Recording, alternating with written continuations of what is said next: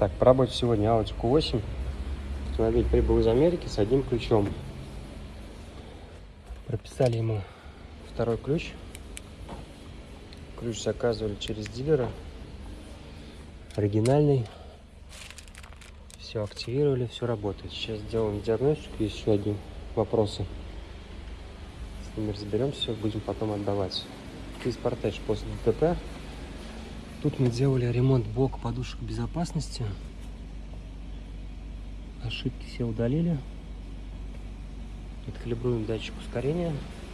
И автомобиль отдадим. Мерседес разбираемся. BYD какой-то там. Сгнили трубки кондиционера. Охлаждение батареи. Разобрали, поменяли. С этой тоже беда какая-то. Тоже автомобиль после ДТП. Будем разбираться с проводами.